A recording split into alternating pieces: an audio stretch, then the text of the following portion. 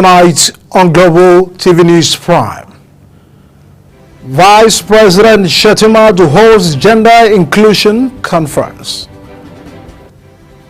On the business, Central Bank of Nigeria waives 2025 license renewal fee for all bureau the change operators.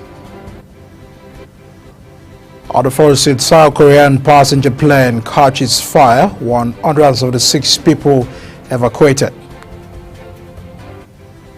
On the sports tonight, Nigeria to host African Women's Volleyball Club Championship in April.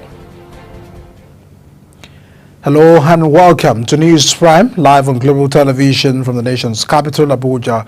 I'm Edikan Michael. A quick reminder that Global TV is on DSTV channel 365 and Star Times channel 276, free to air and night concert.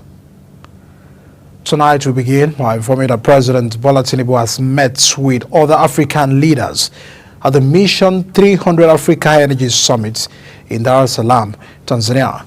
President Tinubu, who arrived Dar es Salaam in Tanzania to attend the summit, which started on January 27, was spotted alongside Tanzanian President Samia Suluhu Hassan and others at the summit. Was received by the Foreign Minister of Tanzania, Ambassador Mohamed Taibat, and charged the affairs of Nigeria High Commission to Tanzania, Ambassador Salisu Suleiman. And our troops of the 1 Brigade of the Joint Task Force Operation Fatsan Yama, in collaboration with operatives of the Department of State Services (DSS), have intercepted a large cargo of arms in Zamfara State. The operation was carried out in Kaura, Namuda local government area, following intelligence on the activities of suspected arms dealers linked to the Niger Republic. A statement issued by the Coordinator Joint Media Center Operation Fasan Iyama, Lieutenant Colonel Babakar Abdullahi, revealed that the operation conducted on January 27, 2025 was based on actionable intelligence. Meanwhile, the National Association of Nigerian Nurses and Midwives, Katsina State Council, has warned the state government threatening to withdraw its members from frontline local government areas due to unresolved security and welfare issues. The association also threatened to embark on an indefinite strike to begin on January 30, 2025, should the government refuse to address its demands by the end of the 2-day warning strike.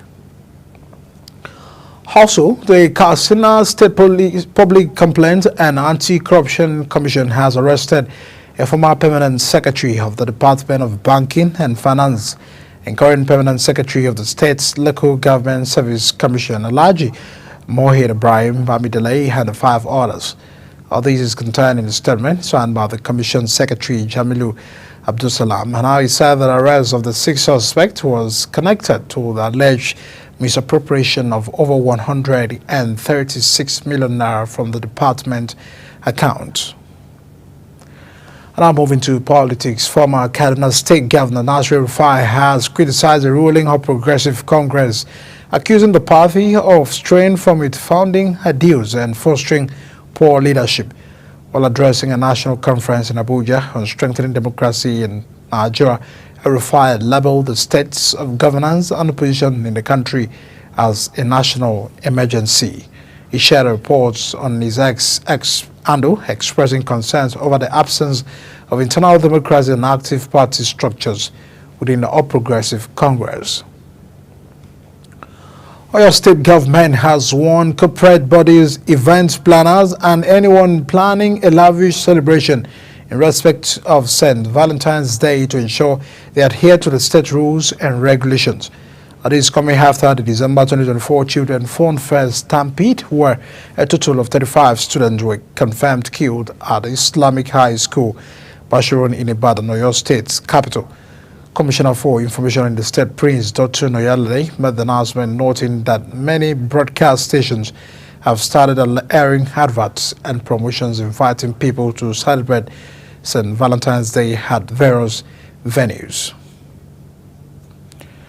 And now the Peering Advocacy and Advancement Center in Africa has said that the proposed 126 billion naira budget by the Independent National Electoral Commission (INEC) for the 2025 fiscal year is essential for credible elections in Nigeria. The center, in a statement by the Executive Director Ezenwa Nwagu, commended INEC for its transparency in presenting its financial needs and detailed breakdown of planned expenditures to the National Assembly. Her position comes amid the ongoing debate in the National Assembly over INEC's budget proposal, with the Commission emphasizing the need for robust funding to meet the rising costs of election administration in Nigeria. The National Agency for Food and Drug Administration and Control has shut down the infamous cemetery market in Aba, Abia State for the second time in 2 years. Now, the agency says it uncovered and confiscated fake and unsubstandard food and beverages worth over 5 billion naira in the latest operation, Stacked Operation Clean Up Aba, described as a hope for Africa's largest counterfeit wine and beverage cartel. The cemetery market has been notorious for producing fake alcoholic drinks, carbonated beverages, and food products. Now on education, the Joint Admissions and Matriculation Board (JAMB) has announced date for the 2025 Unified Tertiary Matriculation Examination. Registrar Professor Ishaq Olaya said the sale of form will begin on January 31st, 2025 and close on March 5th, 2025, adding that the sale of application document and e-pin vending will begin on March 10, 2025 for direct entry candidates. While the mock UTME is scheduled for April 5th, 2025, the main exam will be held from April 25th, 2025 to May 5th, 2025. Now, the candidate of the People's Democratic Party in the last Edo State governorship election, Dr. Asuyi Ighodalo, has filed a 500 million naira defamation lawsuit against the acting chairman of the All Progressive Congress (APC) in Edo State, Jared Tanabe. The case was filed at the Lagos State High Court, Tafawa Balewa Square. Ighodalo is seeking damages, a retraction of the alleged defamatory statement, and the public apology from Tanabe. The lawsuit follows an alleged defamatory statement made by the Tanabe in a viral video on December 10, 2024, accusing Ighodalo of corruption and misappropriation of state funds. The Federal Road Safety Corps has warned Nigerians to stop scooping fuel from crashed trucks loaded with petrol products. The FRC Corps Marshal Shehu Mohammed gave this warning while addressing newsmen in Abuja on its recently concluded Operation Zero Tolerance. And Mohammed explained that fallen tankers were the reason for the rise in fatalities in 2024, noting that the situation was worrisome, especially in cases of fatalities as a result of scooping of petroleum products from the crashed tankers in Niger and Jigawa State, respectively. Meanwhile, the governor of Niger State, Mohammed Bago, announced support for the kickoff of the Niger State Command of the National Agency for the Prohibition of Trafficking in Persons. He also called on state governors to support the agency's drive to tackle human trafficking and violence against persons. The governor said these at the Niger State Liaison Office, Abuja, where he received the management of the agency led by the Director General, Binta Bello.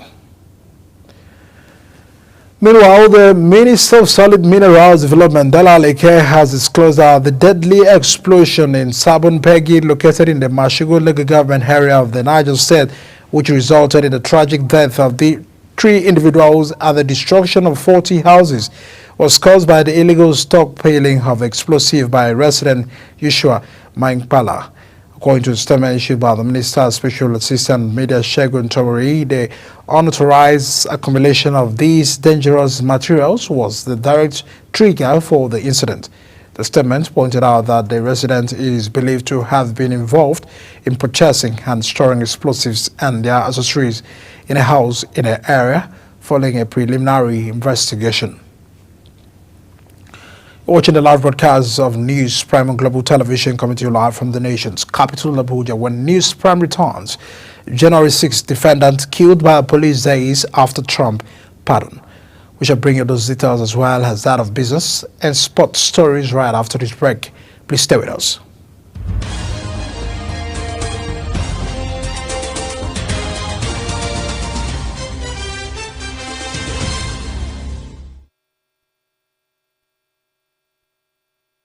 Welcome back. Many thanks for staying with us here on News Prime. Now to business news. Tonight, the Debt Management Office has said that President Tinubu inherited a total of 87.38 trillion naira debt upon assumption of office.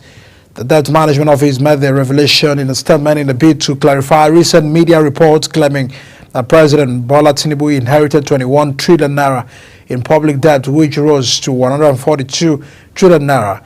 The agency said the actual total public debt as of June 30, 2023, after President Tinubu took office, stood at 87.38 trillion naira, noting that the figure includes the external and domestic debt of the federal government of Nigeria, the 36 state, and the Federal Capital Territory (FCT).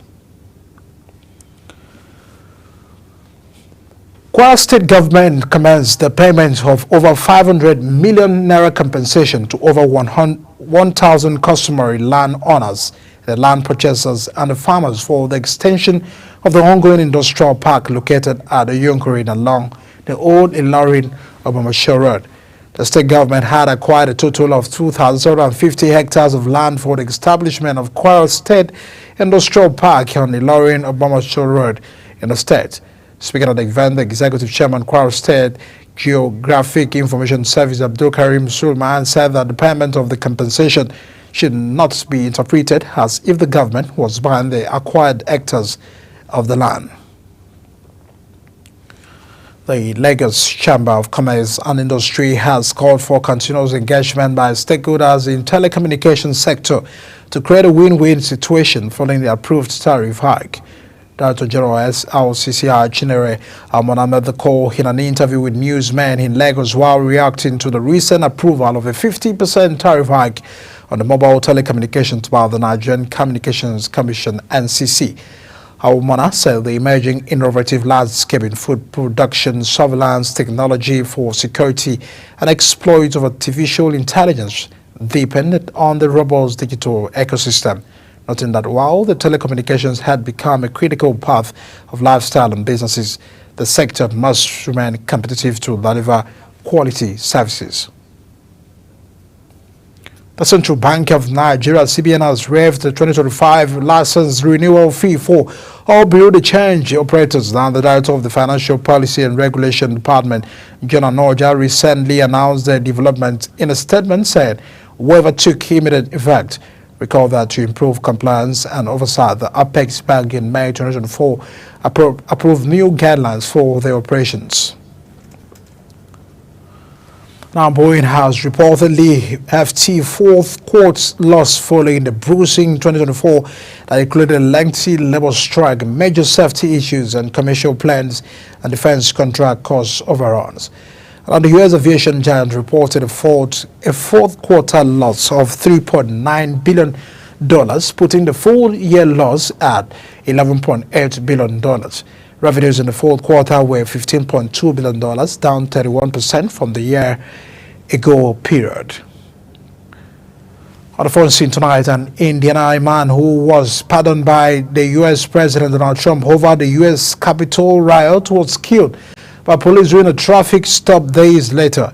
The statement says Matthew Horto, 42, was shot and killed when police pulled his vehicle over, and he allegedly resisted and ended up in an altercation with an officer and Indiana State Police ISP.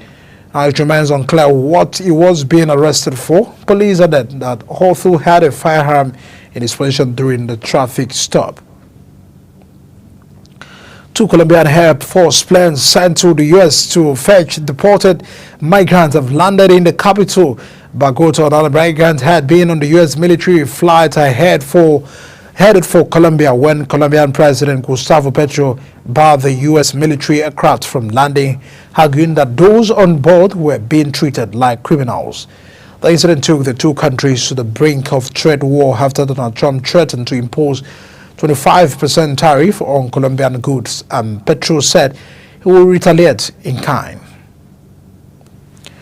And on the rail section of the passenger aircraft caught fire at an airport in South Korea, forcing the evacuation of 176 people on board. Authorities say An Airbus plane, an Airbus A321, was set to fly to Hong Kong from the Gimhair International Airport in southern Busan, but caught fire at around 10:15 p.m. local time, the Transport Ministry said in a statement. Now a total of 169 passengers and 7 flight attendants and staff were evacuated down the inflatable slides. Jordanian helicopters have begun deliveries of aid to Gaza, the first since the ceasefire between Israel and Hamas was declared. Now the scene from the air reveals itself out of the midday hazard, grey ruins and a lifeless landscape. Reports say next to the barbed wire fence, 2 trucks are waiting to bring the aid into the nearby Khan Yunis, and the aid is quickly unloaded. And now in sport news tonight, halftime making use of the Lafia Township Stadium as their adopted home ground for nearly 2 seasons. The Lobby Stars of Makurdi will now play their remaining home matches in the ongoing Nigeria Premier Football League season at the Abubakar Tafawa Balewa Stadium. It will be recalled that Lobby Stars, under the immediate past Vice Chairman Dominic Lofa, adopted the new Jos Township Stadium as their home ground from where they moved to Lafia at the start of the 2023-2024 season. Lobby Stars home ground Api Aku Stadium is undergoing renovation after Monichele Sport Facilities Construction Company was contracted by Governor Ali in July 2024 to upgrade the facilities at the stadium. More the world of sport, Nigeria is set to welcome the African continent for the Women's Volleyball Club Championship, with over 20 countries expected to compete for honors from April 1st to 14 in Abuja. Now, this was announced by the Comptroller General of Customs, Bashir Dewale, during a courtesy visit to the chairman of the National Sport Commission, Shehu Diko, in Abuja, while seeking the commission's support. And then you expressed excitement about the event. They also highlighted the Customs Service commitment to sports development, emphasizing the importance of fostering growth at all levels. As we wrap up the Global TV News Prime, let's take a look at our top stories. Tonight, the Vice President of Nigeria, Kashim Shettima, will host a conference on the gender inclusion from January 31st, 2025 at the Banquet Hall of the Presidential Villa, Abuja. And in business, we also told you that Kwara State government had commenced the payment of over 500 million naira compensation to over 1,000 customary landowners and land purchasers and farmers for the extension of the ongoing industrial park located at the Yonkorin along the old Ilorin-Ogbomosho Road. We told you on the forum saying that the rear section of a passenger aircraft caught fire at an airport in South Korea, forcing the evacuation of 176 people on board, authorities said. And in sport, Nigeria is to welcome the African continent for the Women's Volleyball Club Championship, with over 20 countries expected to compete for honors from April 1st to 14 in Abuja. And that's our package on Global TV News Prime. A quick reminder that we are on DSTV channel 365 on StarTimes, channel 276. Free to air on Nikon Sat. You can follow us on all social media platforms at Global TV NG. On behalf of the entire production team, we say thank you for joining us on News Prime. My name is Adika Michael. Thanks so much for watching.